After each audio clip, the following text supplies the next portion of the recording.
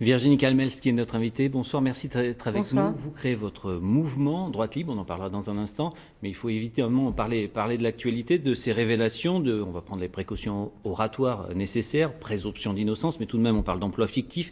Une enquête est ouverte, on parle de 500 000 € perçus d'argent public. On est très loin de la droite exemplaire voulue et que présente François Fillon.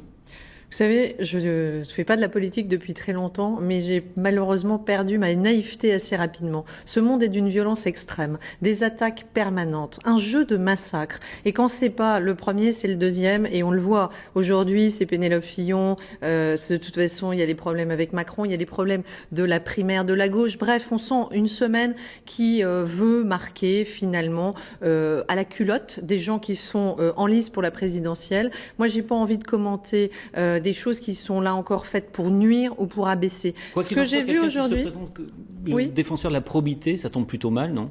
Mais attendez, une fois encore, pardon de vous le dire, moi je ne vois rien à ce stade-là qui démontrerait un manquement à la probité. Moi je vois un monde violent, une fois encore, je vais passer 20 ans en entreprise et je comprends que dans ce monde très violent qu'est la politique, vous ayez recours à des gens de confiance. Et souvent, ça arrive aussi en entreprise, quand vous montez une aventure, vous le faites avec vos plus proches. Et ça ne me choque pas, ça ne m'étonne même pas que vous puissiez choisir dans vos collaborateurs votre épouse ou des proches de la famille. C'est relativement courant. Et là encore, quand vous voyez la violence de ce milieu, vous pouvez comprendre que c'est important de s'entourer de personnes de grande confiance et qui sont capables aussi de travailler dans la confidence et peut-être aussi dans l'ombre. Et l'enquête dira si effectivement l'épouse de François Fillon travaillait avec lui.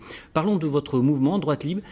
Pour quelle raison vous créez ce mouvement ? C'est pour vous faire entendre ? On n'arrive pas à se faire entendre quand on est au sein de la droite ? Non, c'est pas du tout pour ça. C'est parce que, vous savez, j'ai accompagné un projet auquel je croyais, celui d'Alain Juppé. Je suis engagée avec lui à la mairie de Bordeaux, élue par les Bordelaises et les Bordelais. J'irai au terme de ce mandat jusqu'en 2020 à ses côtés dans la mission qui est la mienne. On s'entend très bien, on fait une belle équipe et on a mené un combat ensemble pour les primaires. Et puis il y a eu le soir de la défaite qu'on n'avait pas forcément anticipé. Beaucoup de jeunes me l'ont demandé. Ils m'ont dit on a envie évidemment de porter l'alternance dans ce pays, on a envie que la droite gagne, mais on a aussi envie que ces valeurs auxquelles on a cru et qu'on a portées pendant toute une campagne continuent à vivre. Et c'est un peu le sens de Droite Libre. Après, ces jeunes, ils sont aussi intéressés par un autre profil en politique. Moi, j'ai fait 20 ans dans l'entreprise, je fais de la politique depuis un peu moins de 3 ans. Et donc, c'est aussi un soutien à une chef d'entreprise qui s'engage en politique parce qu'il pense qu'on peut apporter autre chose. Et c'est aussi pour répondre à cette attente que j'ai souhaité avoir ce mouvement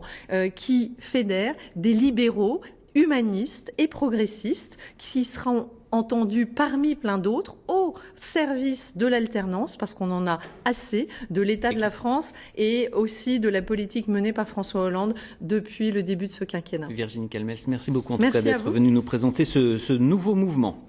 Dans l'actualité.